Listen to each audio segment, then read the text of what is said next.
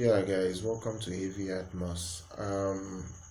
I'm not comparing these two products, but I'm only just going to talk a little bit about these two products and um, maybe the reason why you should pick one over the other. Not that one is better than the other per se, but they are quite close to each other, and that is the Denon AVR-X8500H, X8500H, and the EMOTIVA'S XMC-2. Now the XMC-2 retails for $3,000, while the Denon AVR-X8500H retails for $4,000 in the United States.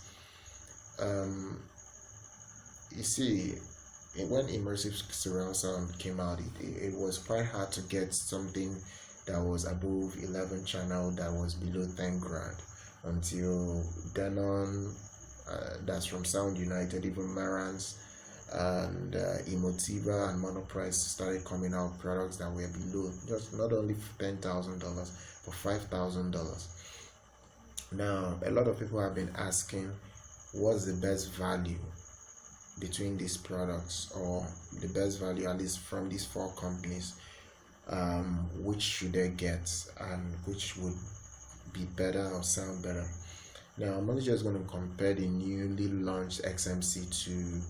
Not that I have any of the products, but the one that I feel that if I were to pick between the two, I'll probably go for that. Not that I've heard any of them, but what I feel makes sense. Now in terms of features, it's obvious the Denon wins. It has everything, streaming options. It not only covers Dolby Atmos, at least the most popular surround sound, 3D surround sound format, which is Atmos. It covers the entire 4 immersive surround sound formats, from Dolby Atmos, the DTS, Auro-3D, and IMAX enhanced. Now you need these entire 4 formats to be able to experience what any of these formats sound like. That is one.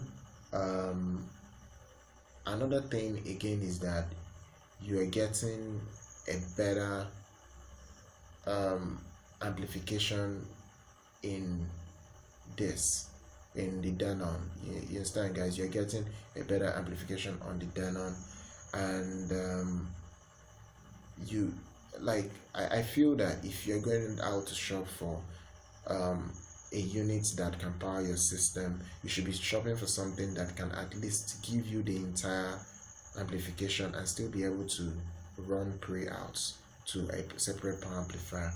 But if you really want something that is more or less dedicated and you have the cash to spare for power amplification, you can now go for the XMC-2. The XMC-2 has just 2 more channels than the Denon, and you're getting a 9.1.6 with the ability to get a certain room correction that is very good, which is Dirac room correction, which hasn't been added yet, but you're going to get that as well. So you're getting that on the Emotiva XMC-2. Now, will I go for the Emotiva XMC-2 over the Denon if I were to go shop? I think I wouldn't do that. The reason why is that for $4 grand, just $1,000 more, you're getting decent amplification, which covers the entire 13 channels. You're getting 4 immersive surround sound format. The HDMI switching on the Denon is a little bit better from what I've read online. You're getting at least almost the same quality of sound that you would get from the Emotiva. I feel that if you tweak Odyssey well, you can at least get the same quality of sound out of the Denon.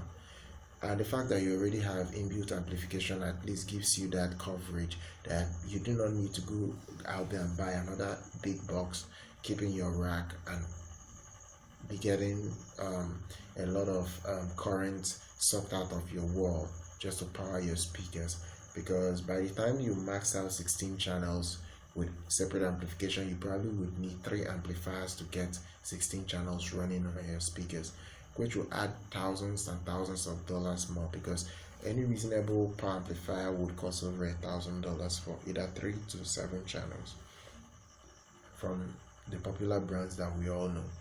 So technically I would choose the Denon 8500H over the XMC-2. Now, is it going to be better than the XMC-2? I can't say for sure. It's more or less whether you want to